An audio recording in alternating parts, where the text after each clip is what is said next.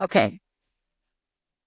So I sent you a list of questions, and the title was Creating Sustainable Success in the Retreat Industry. Yes.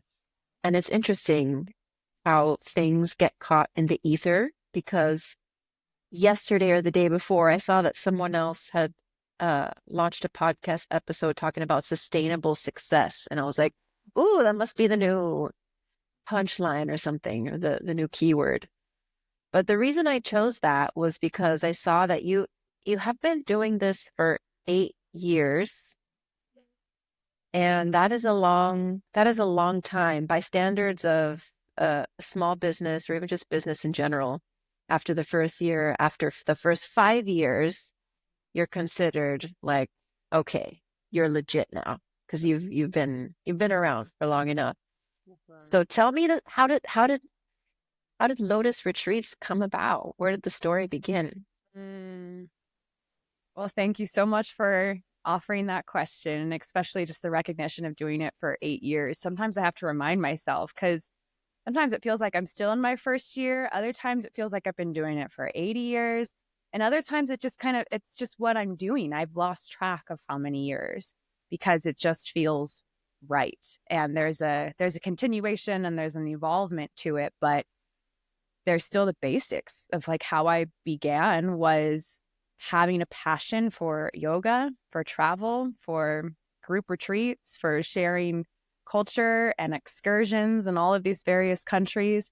Like having this desire to just do something so much is what started the business. At the time, I didn't know it was going to be a business. I thought I was just teaching yoga and inviting my friends and family and my social media following to come to these amazing countries with us and do yoga and have this full itinerary of things to do. And it wasn't until about the first year in that I received some business advice about creating a legit LLC and looking at the numbers and having a structure to it. But it really began with, yeah, just a really kind of authentic desire to do something. There wasn't this plan of like, I'm going to build a business design. It's going to be this in 5 years or 3 years. It was just, this is what feels right today. This is what I want to do next month. And this is what feels authentic to my passions. And yeah, I mean, it goes, the actual how it all started was through an incredible company called Yoga Trade, if you're familiar. It's kind of like a woofing, like it's a work trade where you can trade your yoga in exchange for accommodations and food at beautiful retreat centers around the world.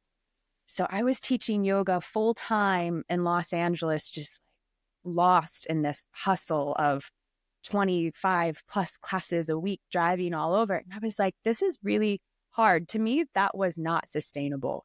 I was going crazy in my car and, scraping by $20 a class, 25, 30 a class. And I found out about Yoga Trade. And I was like, you're telling me I could go to Colombia and live there for a month and teach yoga and eat the Colombian cuisine and stay in the accommodations like right there on the beach, or Costa Rica or Bali or Thailand. Like there was just this, database of hundreds of retreat centers and boutique hotels that wanted yoga teachers to come stay with them. And to me, that was a no-brainer. I was like, drain my bank account. I will buy a plane ticket to this country so that I can go teach yoga there.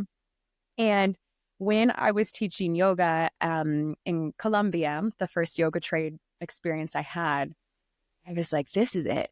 This is really what I want to do. I want to teach yoga in incredible locations and meet, guests that are coming from all over the world to not only practice yoga and wellness, but experience culture in whatever country it is. It just felt so pure. So it was during this first yoga trade experience that I had this light bulb just go off in my head. And it was like, this is it. And I just followed that light is how that started. That's amazing. It's interesting how that happens. Not interesting is not the word. It's wonderful how that happens when you just follow your bliss. And for a lot of people, like we were just talking about, the lion thinks everyone is of his condition. For a lot of people, following your bliss is a scary thing. It's not like, oh, this is what I love to do, and I'm just going to follow it. It's like there's a lot of fears, doubts, gatekeepers, obstacles that come in between being able to do that. So yeah, felicidades. Congratulations for being able to just do that. Gracias. And I think that that topic is so important right now. I heard it circulating yesterday on some Instagram stories about, especially right now, we do have a lot of freedom and permission to be who we want to be and to do what we want to do. We're kind of breaking away from this paradigm of, well, we need to get this degree and this occupation for this amount of years. Like there is a lot more creative space to do what actually fuels your heart. And I heard a brother speaking online yesterday, and he said, if you don't know what it is, just think about what makes you the happiest. Like what just brings you joy and bliss, and then go in that direction. But then the kind of follow-up is this like bravery and this courage to do it, because there will be so many blockages or the fear. Or I even remember my parents when I called them and I was like, I'm going to Colombia for a month and I'm going to teach yoga. And they were like, you're doing what? And I was like, yeah, I'm going to do that. And they had their opinions and their thoughts, but it just was kind of like background noise. I was still able to focus on, but this is what I'm going to do. And yeah, I feel really encouraging to people right now to find that path. And if you don't know what it is, like spend some time just exploring what makes you your happiest and blissful, and start walking in that direction. One of my favorite teachers says, if all you can do is crawl, start crawling. So even take the baby steps, just start going in that direction, and it will eventually open itself up to you. I think that's what happened with Lotus Retreats, because I didn't have the plan, but I just started going in that direction, and that's how things have worked out. But also there's an element of risk taking, because like you said, it was a trade. You weren't being paid to do this, and then you had to buy a ticket. So in the eyes of someone who maybe is thinking logically, responsibly, safely, it's like, well, that doesn't seem like the responsible. It's a risk. There no great reward comes without some sort of a risk. And I often find that people have these stories where they take risks that most people would be like, oh, that's not smart. That's not a smart move. That's not a responsible move. But it's that move that opened the door to all of the other things that they desire. Absolutely. I mean, don't we remember the story of J.K. Rowling, who wrote all the Harry Potter books, that she wrote them on napkins at a coffee shop? Like there were just things that were coming through to her, and there wasn't this like, is this going to work out? You just you go with it. And I remember when I was in Colombia, or maybe Costa Rica, when I did my first 200-hour teacher training, and I was like, man, quitting my full-time job, being a yoga teacher, trying to travel the world, like, is this going to work out? I remember counting my finances that month, being like, I have to figure out a way to sustain myself next month and the month after that. But I would only give that thought so much space. Like I was aware that thought was there. Like, okay, there's some logic. There's needing to be able to, pay my rents and take care of myself. But what requires more of my attention right now is putting this passion into place and teaching yoga and designing the retreat itineraries and just staying excited rather than staying in this, I'm a little scared, how's it going to work out? Remember that, isn't it, energy flows where intention goes? And so if you get stuck in the kind of the nitty gritty, like the really overthinking it, you can get stagnant there. And so for me, at least, like so much of my process is acknowledge that's there, and then like quickly return to what feels passionate and exciting, but not to be naive that we have to take care of both ends. Yeah. That's great. That's a superpower. And so, by the way, is your name really Lotus? Like your name is Loren Lotus? Or that's the name you gave yourself? That is a name that came to me through Lotus Retreats and kind of the alliteration of Loren Lotus. And after my couple of yoga teacher trainings, and I started to change everything to Loren Lotus, Lotus Retreats, like really loving the analogy and the embodiment of the lotus flower too, which is this kind of continual growth. If you're familiar with the lotus flower, it's known to retract into very muddy waters at the end of the day. And then the next day it blooms again, just a little bit bigger and brighter. And then at night it retracts. And the next day it comes back. And eventually it blooms into its full lotus. And I just love that because I felt like, yeah, we're doing that every single day. We have to keep going. We have to keep growing. We can take rest in the nights and then come back the next day. And when I did all that, my mom called me and she's like, did you know you were born on Lotus Drive in Mandeville, Louisiana? And Oh, wow. that was one of those little moments where I was like, okay, thanks. Like, I'll take that and I'll keep running with it. So I felt that was a fun one. What a beautiful synchronicity. I A know. confirmation. And I Gosh. think we need those sometimes in our lives when we're going in these kind of risky directions. It's oftentimes I find myself like asking, the universe and signs to like give me some direction so that I know that this is the right direction that I'm going in. And yeah, thus the term Lotus and Lotus Retreats came, and I've been really grateful to walk with that. I love it. A great story. Thank you. So where does I read that you have a background in, gosh, I knew I was going to butcher this. How do you say it? Kinesiology. Kinesiology. Thank you Sorry. so much for saving me. Tell me more about that.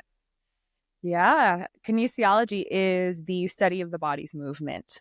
And so I took a lot of personal training. I was a health fitness specialist in college. I loved group exercise. I loved being in the gym, moving our bodies, eating healthy food. Like that, just to study it at a collegiate level felt a little funny, but also like that's what I wanted to do. I wasn't really there to study business or other aspects. And so I was a health fitness specialist for my first year. I got into actually corporate wellness for a few insurance brokers where we were designing wellness programs for their employee groups just to make sure that companies had healthy systems of employees, which I think was so important. And so that was kind of my gateway into this health and well-being. And I feel like it has just worked perfectly with now the studying and teaching of yoga, which is still kinesiology and the body's movement. Yeah. Mm.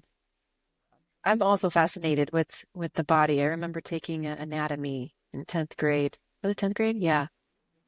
And back then it was really difficult for me to focus, but that class I was just like so fascinated by the body and the movement and just especially as getting into yoga myself, the it's hard to describe the feeling when you start moving the body.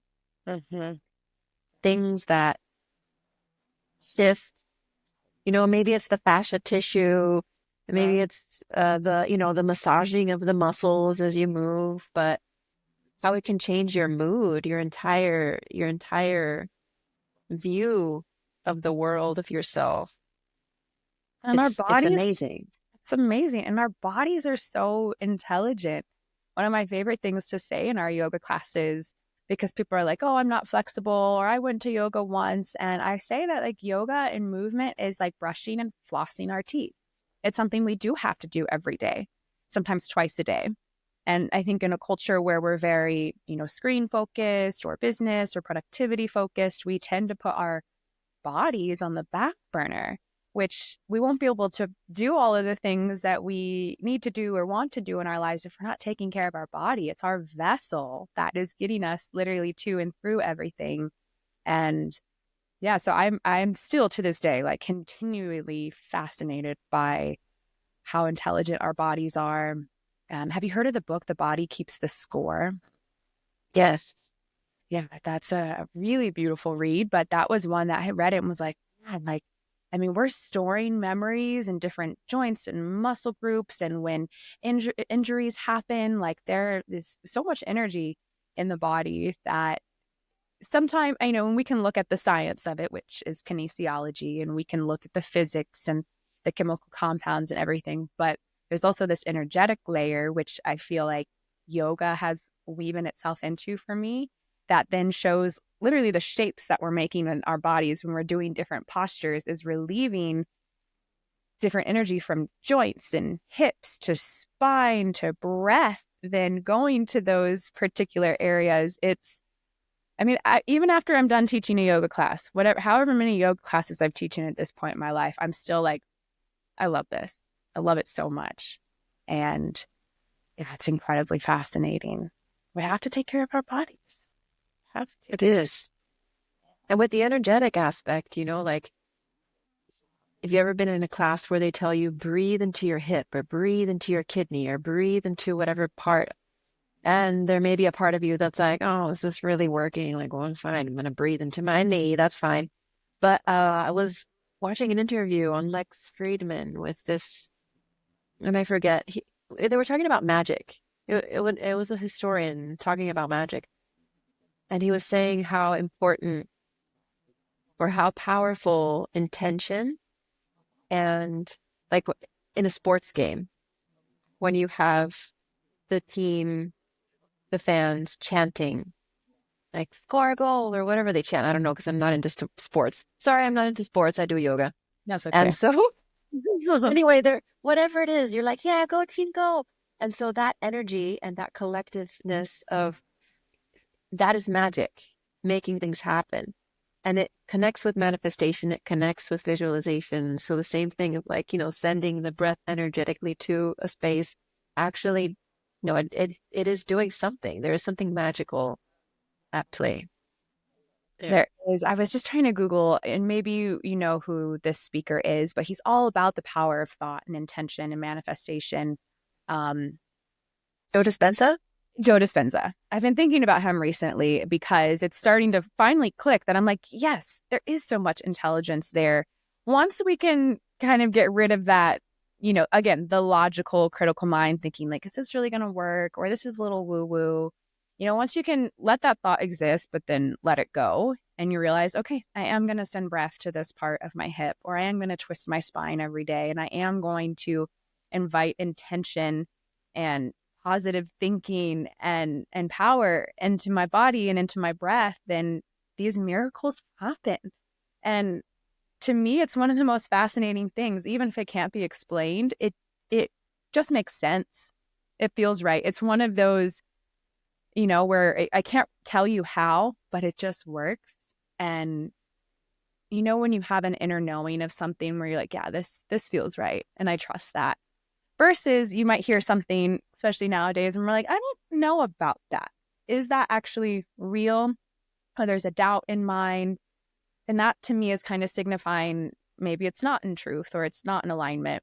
But when there's this sense of like, this feels right, for me, that has been my yoga practice. And I say yoga because yoga is very, very general now. There's asana, there's breath, there's meditation, there's so much to it. But what I'm getting at is there's times where it just feels like it makes sense without being able to give it logic. And does that make sense? Yes. Yes. Yeah. Just leaning into the feeling of it. Intuition really is what it is. It's intuition. It is. And intention. Remember what we said, intention, energy flows where intention goes. And yeah, so bringing it back to kinesiology and like having studied that in college, again, I didn't quite know what I was doing at the time. It just felt right. And it has been so beautiful to weave that into yoga and a daily practice now, not just for myself, but for the students and the community and everyone coming to classes and retreats. Like, it is such a joy to be able to share that. It just feels natural. And coming back to retreats, when you were talking about yoga trade, I was thinking how Lotus Retreats is kind of like a version of that, but it's paid instead of an exchange, right? Because you hire yoga teachers for these yoga retreats. Did I understand that correctly? Yes. Yeah, I do. And I also have mainly worked with other yoga teachers and co-host. So for the first 7 years, it was myself and another co-host who would produce the retreat. And then there was one time where I hired 2 other teachers, coordinated the entire retreat for them, sent them out to that location, and then COVID hit. I remember they were calling me as COVID's happening, and I was trying to navigate like these 2 teachers with the retreat group under the Lotus Retreats umbrella, and just wow. I mean, that's a whole conversation diving into that period of running business. But Fast forward to now, and in 2024, 2025, I'm having a lot of enjoyment just connecting with so many aspiring yoga teachers who want to host retreats, but can get, I call it, lost in the sauce of all the retreat coordination, because it does take a lot of organization and putting things together, and then seeing it all the way through manifestation. There's a lot of there's a lot of steps, and through that, I'm enjoying opening the door to this vast network of yoga teachers who want to offer retreats, and doing my best to support whomever I can in whatever location they want to host a retreat. So how does it work? People, yoga teachers apply on your website, and then you choose as many as you can handle, and you build retreats or Lotus Retreats, but essentially in a way for them to show up and get paid a piece of it without having to do the whole thing themselves. So they still get to lead a retreat and get paid, but it's not like, taking on the full responsibility of building a retreat. Exactly. It's a collaboration. Everything is a collaboration, really, even with the retreat centers and the properties that we go to. We're collaborating with their entire staff who is giving us their retreat property to bring our offerings to. And after doing it for so many years, I love it so much, but I realized, like, hey, I actually have a lot of experience in this and want to support the teachers who might not know how to do all the back end, but still want to bring their students and their clientele to these epic retreat locations and properties that I'm familiar with. So I do handle the majority of the back end, from the design to descriptions to dates to pricing to basic marketing materials, etc. But there is there is the responsibility of the yoga teacher or the retreat host themselves to also be able to sell and market the retreat. That's one thing. I get a lot of teachers who are coming to me that are like, oh, you'll give me the retreat and all of the guests, and I just show up and teach, which would be amazing for any of us. But there is a huge component in being able to market yourself. And a lot of times people will book retreats because they want to be with the teacher who is hosting it. So when I'm bringing on new retreat leaders to work with, it is still their responsibility to market to their studio, their students, get their guests to come on the retreat, but know and trust that I will be able to give them all of the materials that they need, the itinerary, the pickup times, the excursions. I take care of all the meal design, and just logistics to get the retreat started and finished. But it is the responsibility of the teacher to bring their guests and then host the retreat itself. Okay. Yeah, that makes sense. So I was having a conversation with Sherry Rosenthal. Do you know her from Wanderlust Retreat? Wanderlust Entrepreneur. Okay. Anyway, she was saying exactly this, that people want to go to a retreat with someone that they know and trust. So it makes sense. It's important for you to market yourself. Yeah. So people want to go on your retreat. Yeah. And it's a newer realm for me, honestly, because out of the 36 retreats that I've hosted, I've been on 34 of them. There's only 2 retreats that there were other teachers that went and I supported from afar. And there was such a great success in that. And I see how many people want to host retreats. So that's why I'm shifting into this realm to support teachers to be able to do that. And simultaneously, I still love hosting retreats myself too. So I'll still want to go out to certain locations and bring my students and my friends and family. I just did a little bit of quick math. That's like 4.5 retreats per year. It is, which doesn't seem like that much. I think I could do more. Okay. That's a big number. That's a good number. Thank 4.5 you. retreats. Yeah. I mean, at this point, I feel like we need to be doing a retreat a month just out of, just for the need of humanity and community to gather and to have these places where we can rejuvenate ourselves and connect with each other and feel really light and strong and go back out into the world. Yes. And yeah, I just get so much enjoyment as a retreat host selfishly because I get to go do these things, do the retreat itself. And yeah, I think it's important. Yeah, it should serve you and the collective. Yeah, it And definitely it should does. serve the collective because it's serving you first, I Yeah. think. Yeah. Yeah. Yeah. So when you And say, how many countries? well, I guess Sorry. you can do more. Um, right now we have about 10 main countries that are like my go-to. We've hosted multiple retreats in each location, and um, I feel comfortable going back to those countries. Although I What also, are they? What are the 10? it's hard because people are always like, do you have a favorite country or a favorite retreat? And that's like saying you have a favorite child. Um, but I will always have to give due respect to Colombia because that was the first retreat that we ran actually 7 times in a row before I was like, oh, maybe we should go to another country because people who've already been to Colombia want to go to another place. Um, so we're all around South America now with Colombia, Peru, Patagonia, and Argentina. Central America is so beautiful because of their culture. Lake Atitlan, Guatemala is one of my favorite locations. We've done Nicaragua, great for surf. We've done Mexico, great for culture, and the ancient ruins there. And then of course we get over to Asia, and Bali is one of my top. Selfishly, it's one of those places where I just love all things culture, temples, devotion, the nature. Um, yeah, Bali is an island that's just it is yoga. It is in everything, the daily rituals that you see there. Um, shall I keep going? And in Europe, we've gotten to explore Portugal. We've gotten to explore Greece. Greece is one of my favorite ones just because I love the Greek culture. The Greek islands are amazing. And am I forgetting any country? I lost track if that was that America, I wasn't North. counting either. I always get to 9 and then I forget the 10th one, which is North America here in the United States where I'm based right now.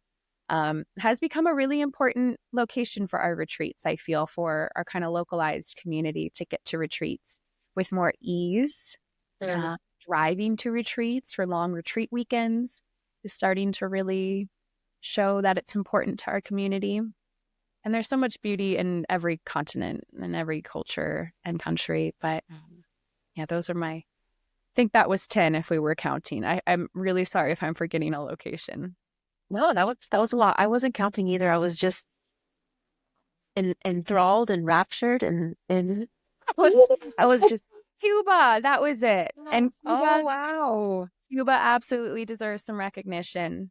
It has been one of our favorite retreats. There's so many incredible stories and like some of my favorite moments that happened on retreats happened in Cuba. And it's not available to us right now, but I really hope and pray that that will reopen as a retreat opportunity for us again. Mm. Yeah, my grandparents are from Cuba, so I've never been. Love to Oh, visit. and you totally can. Cuba is open and receiving to tourism. The really, really neat thing about traveling to Cuba is that when you go, you have to, it's mandated, at least for North Americans, that you are going in support of the Cuban people. So you have to stay at family-owned Casa Particulares, which are the small Airbnbs. You have to eat at family-owned restaurants. You have to go to the local community art shops. And like, that's exactly what we wanted to do anyways. Um, Yeah, so you really, really get a nice authentic taste of the Cuban culture there. And I highly recommend that you go. I'm gonna add it to my list. I'm Yes. gonna add it to my list. Yes. Especially if, yeah, you have some roots there. It's nice to. Yeah, it'll be on the journey at sometime in the future. So, what do you think has contributed to you being able to continue after all these years, sustain Lotus Retreat? I think that's a great question. And, when I really have to drop into my heart and think about it, I think the answer is consistency. Like consistency is key. And again, passion, like I said from the start, just this like kind of mindless desire and devotion and knowing that this is what feels right and is something that I feel is really powerful and impactful for our community and people to have safe places to connect with themselves and connect with the culture. And we just did retreat after retreat. By the time one retreat was ending, we would be putting together the next one because it was just like this thread weaving through all of them. And even during COVID-19, which I think is important to talk about, especially in navigating international tourism at that time, it kind of felt like all the doors were shutting on this creation that I had made. And it was like, oh, it's time for me to like drop this dream of traveling the world and teaching yoga. And I need to go back to maybe another way that fear told me I had to live. But even during those times where we were told like we can't gather in groups of more than 10 or whatever was being spoken to us, we still hosted retreats. We did a virtual yoga retreat for a week or two where we would offer yoga classes in the Zoom room. We even had different retreat centers that would send us recipes from their country so people could practice cooking these different cuisines in their own home. So we kept it consistent, even at the time when it was like had to kind of dim and slow down. I mean, we had to postpone. I don't say cancel because we postponed all of our trips that year well into 2021 as well. But when gates reopened to certain countries, we went back. We hosted that retreat that was supposed to happen 2 years ago and did our absolute best at bringing guests to the next retreat location or transferring their reservation to the next place. And I think that year alone built a lot of trust in our community and in our retreats because we were like, okay, we're on hold, human to human. We couldn't give refunds. We couldn't do cancellations. We just literally had to pause and then redistribute the retreat locations when we had that ability to. And it would have been an easy time to give up and say like, we're done with this. Let's do something else. But that, I think of it as like a candlelight sometimes. And when the candlelight is starting to dim, but it doesn't go all the way out. The light was still there. And then it was able to come back to life fully once more had opened up. But yeah, if I can offer any message through that, it was consistency, communication with all the guests as we were navigating decision after decision, trying to figure out what we were doing. We were letting people know we are figuring this out with you. And so maintaining trust in our community, I think really helped us even over the years. I think people know what they're going to get with a Lotus Retreats experience, and they know some of our regular teachers. And there is there's like a pretty defined flow to our retreat weeks from start all the way through to finish. And I think when guests know that they're trusting of the experience that they're going to get. Does that make sense? Yes. Yeah. And so they're like, okay, well, we could go to Bali or Cuba or Greece or Colombia. And so like the external country and the energy, that will all be a variable. But the heart of what we're delivering on each retreat is going to be the same. And I think people like that when they know what they're going to get, they know what they need, and they trust that they can come to that space. I think consistency is really key on an external level and then internal as to what we're offering. Yeah. Wow, you said a lot in there. So I just want to say when you emailed me and you're like, oh, I'm so excited, you're a badass. And I was just like, takes one to know one. I mean, yeah, look back at yourself because all of what you said fits into a few paragraphs, but I'm just thinking of all the work that is required to actually make that consistency and communication and trust.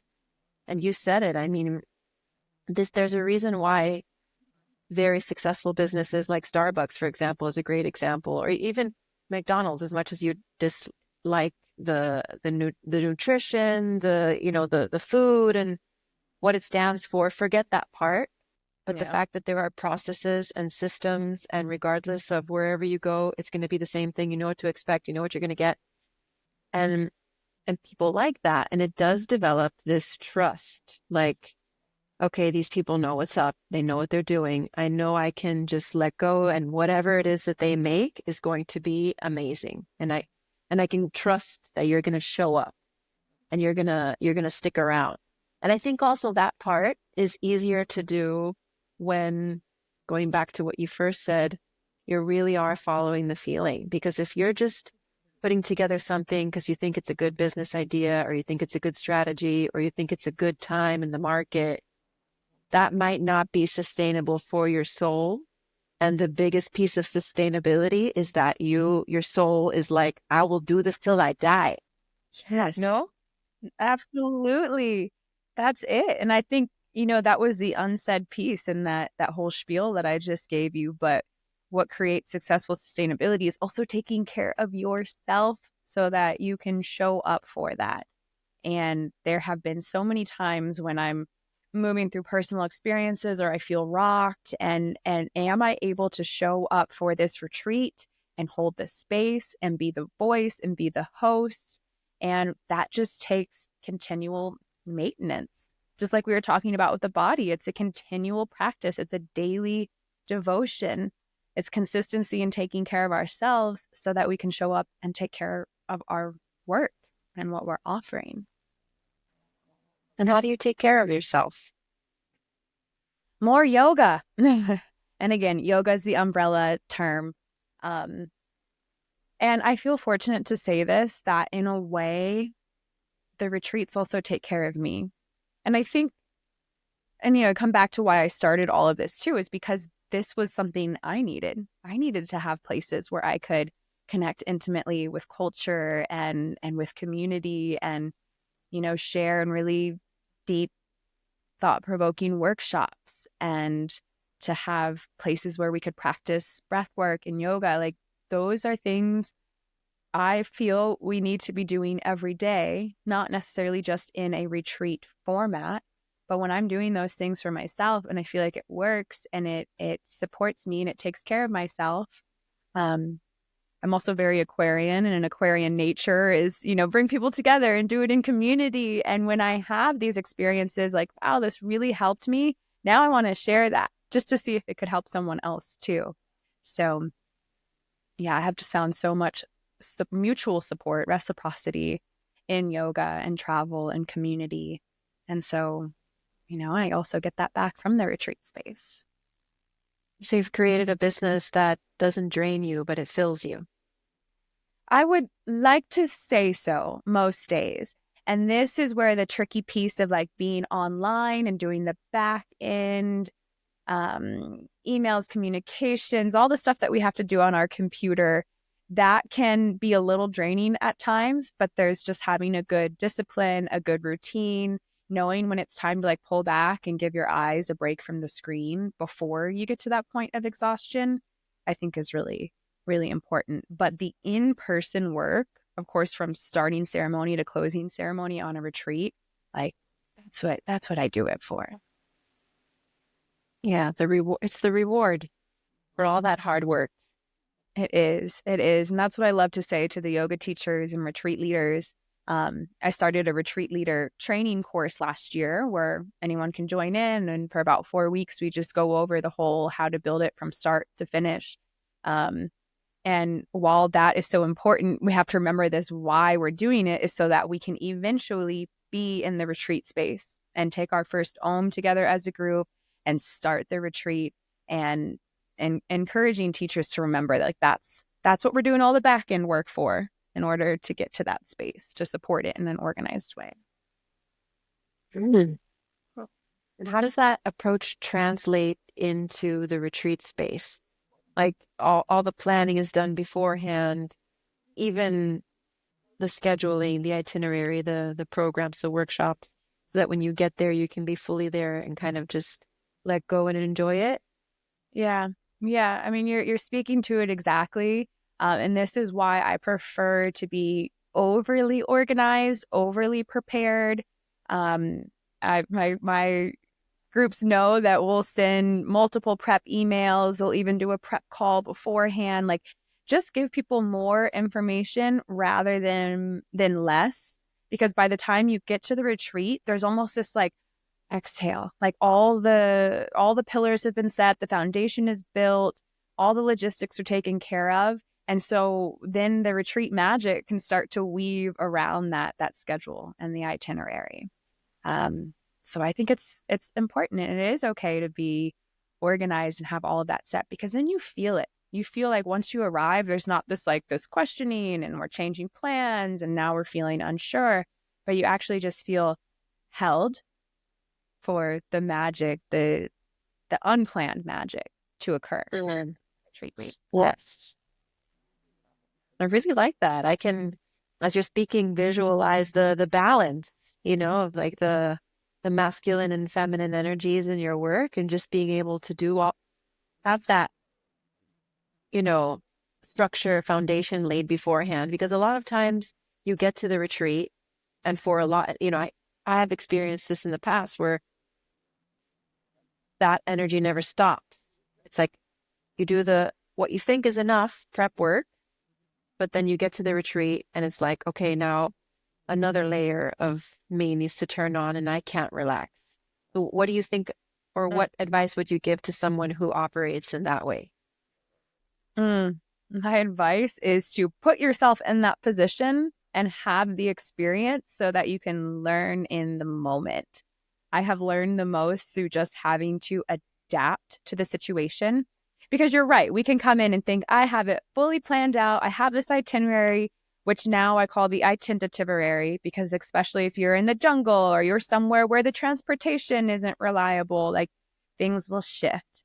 And you just have to be prepared for whatever is around the corner and have this idea and structure in mind, but not be so rigid that it becomes frustrating or difficult if it doesn't go that way. You also have to be able to quickly adapt.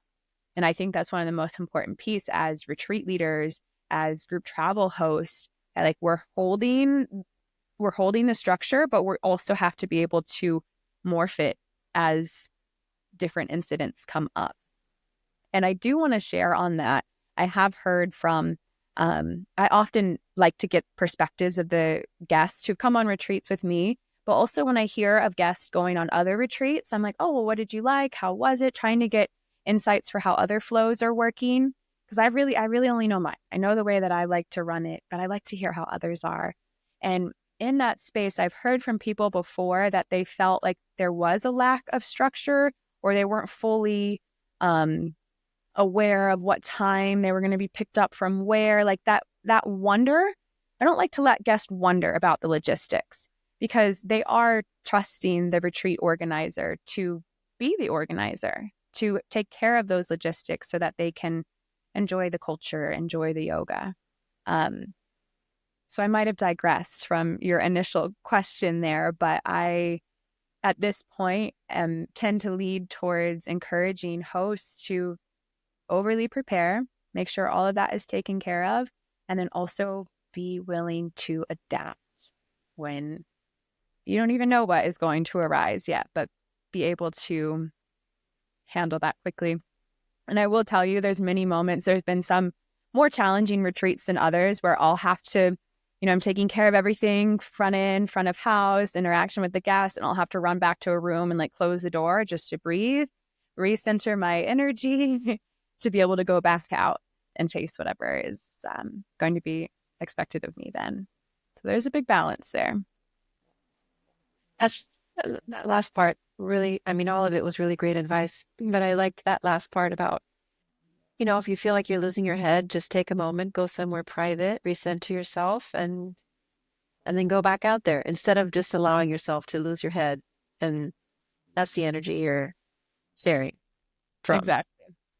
And I think there's different industries that also have to experience this. If you think of the service industry and servers who are, in a way, being a yoga teacher and a retreat leader is a service, because you're there to help and to support. And then you have to be able to go back to your station and regroup and organize yourself to come back out. And sometimes you don't have as much time to do that in between different activities and classes, and also getting a little bit quicker at the reboot within yourself so that you can come back out and people aren't wondering where you are or what happened or what's going to happen next. Yeah. Yes. So I want to ask you a question about marketing and growth. What what do you think was your biggest contribution to the growth of Lotus Retreats? Like how did you turn it into it's brand new, it maybe has like 20 people following the account and now it's, grown into what it is now. How did it get there? Mm. There's so many ways that it got there. It wasn't just one direction. And I think we have to learn this as entrepreneurs, that it's not just like one marketing fix fits all. It's really unique to who we are and the networks and the communities that we're in. But I think the number one being it was just organically woven through everything I was doing, whether I was teaching yoga or I was posting on social media or I was offering a kirtan or a cacao event. I was always speaking about the retreats, always promoting, I'm going to this country. I'm going to this country. I love it so much. I want you to come too. And I think people could feel that. They're like, wow, like she really loves Colombia or really loves Bali. And like, if I'm going to go to that country, I want to go with them and that retreat company. And so just again, daily devotion and consistency, as well as more specifically, the networks, our localized networks, the student base, wherever I have taught, wherever other teachers are based, is generally the best pool because, like I said previously, students want to book retreats with teachers and hosts that they know. Because like, oh, I get to go spend a week with you. I'm booking it because I want to be with you and go explore Thailand and Portugal and XYZ. And so oftentimes marketing where you are teaching yoga or in your localized network of friends and family is going to be the most direct and probably abundant area to find people who want to travel with you. And in that, I have partnered with some incredibly badass women who teach yoga in their communities. And I have to give a lot of recognition and shout out to an instructor, Ryan Tillman, who I've worked with for several years in Florida. And she was very similar in this like daily devotion, teaching multiple yoga classes a day, multiple myofascial stretch therapies clients a day, and just always talking about it, always posting pictures in various countries that we had been in together. And so for me, I love working in a co-host collaboration because then we get to play off each other's markets. And I think that's important. If you are newer to hosting retreats, it can be a little hard to just pull from, to get 10 or 20 or 30 people solely on your own is possible, but it also really helps to dabble into another area and another teacher. And then you can bring both of those student bases together. Okay. So what I got from that was use your voice, tell everyone everywhere all the time about your project or your retreat. Pull from within the people you know, your community, your family, your friends, and then network, connect and collaborate with other people so that you can leverage each other's audiences. Absolutely. You're so good at the cliff notes, Krystal. I love it. Thank you. I try. Like I could give you all of it, but you're really good at being like, so it's this point, and this point. I appreciate that about you. Thank you. Thank you. And I'm sure word of mouth has also played an important part for the people that attend the retreats and then they enjoy the experience. And now they want to come back with a friend. And so there's that aspect too. That's my favorite aspect, to see repeat guests who, it's hard to call them guests because at this point they're friends. They're friends and family, and they come on this multiple retreats. They'll bring their sister, they'll bring their daughters. We've had guests bring their parents before. And so, yeah, it's just a really intimate experience to get to see the same people over and over. Yeah, it is nice. It becomes family. It really does. Yeah. And have you ever done advertising, paid advertising?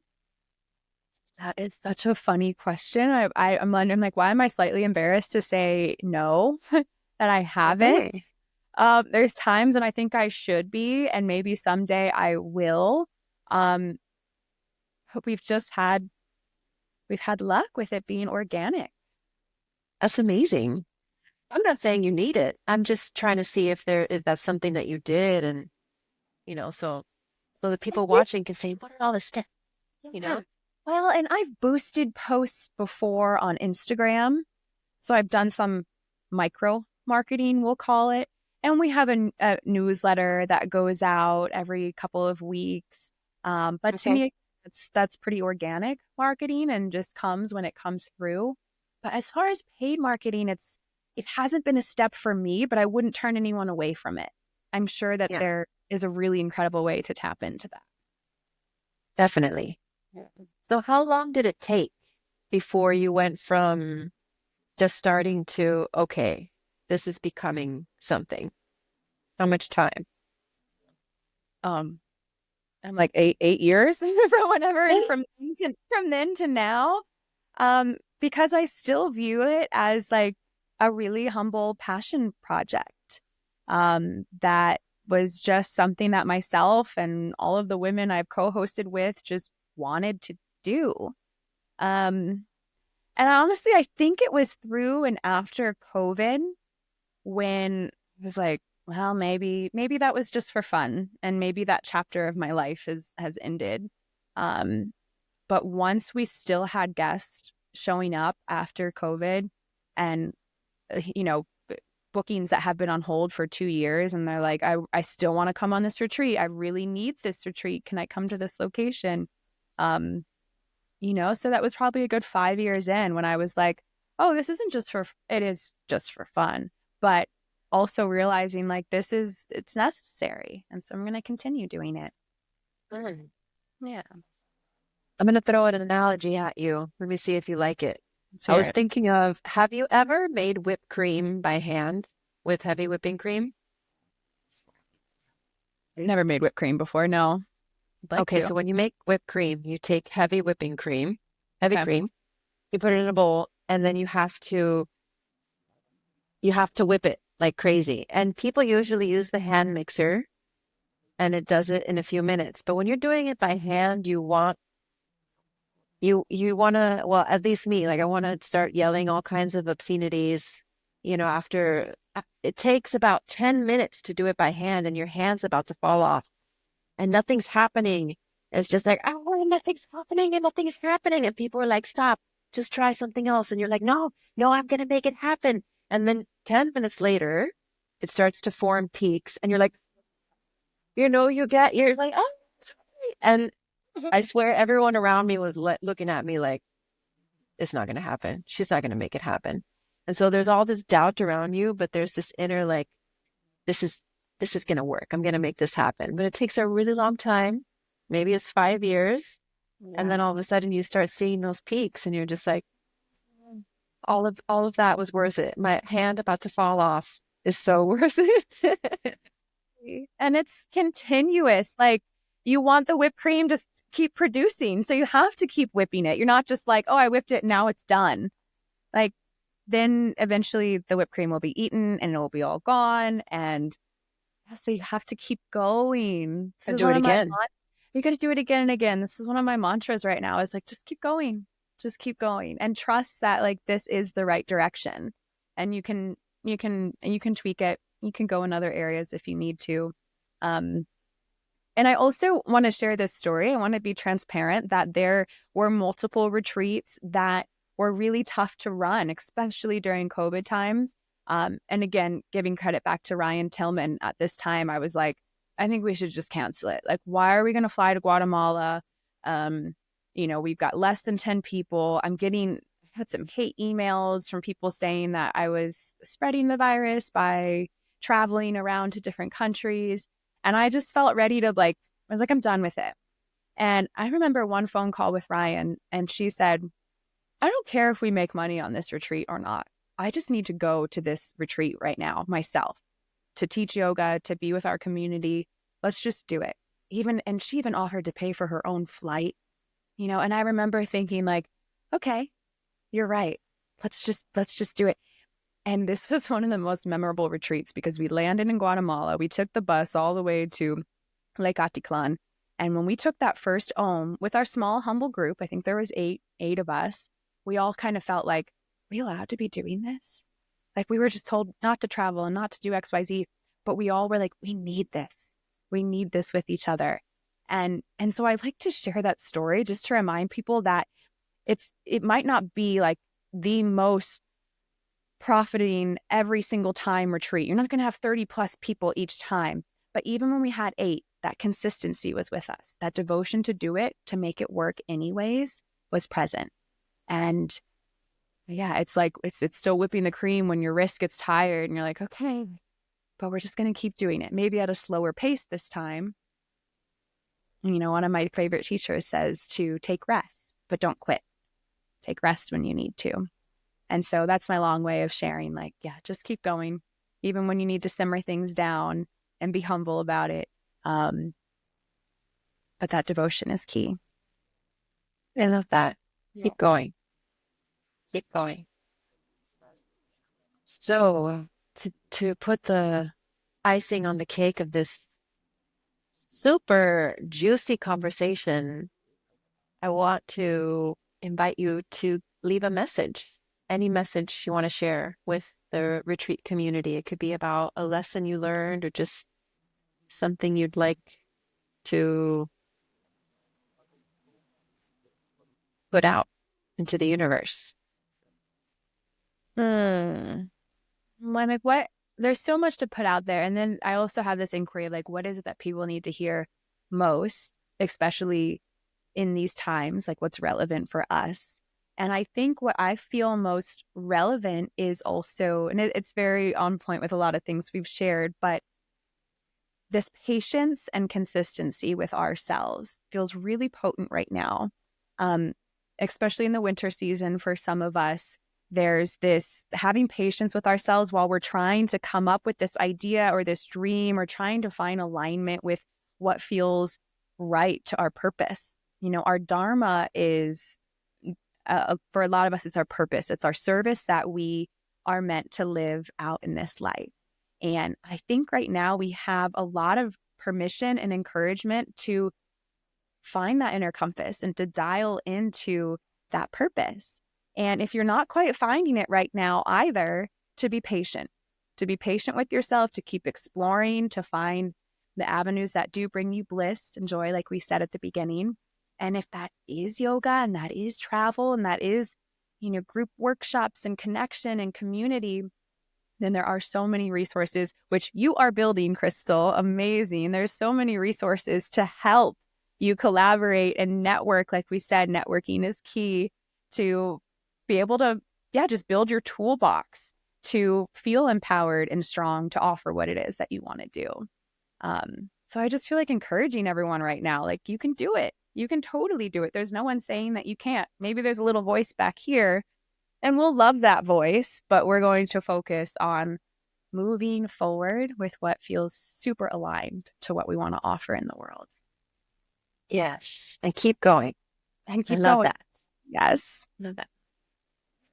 Thank you so much for everything that you shared. There was a lot of value in here. So I appreciate you taking the time to give us your love.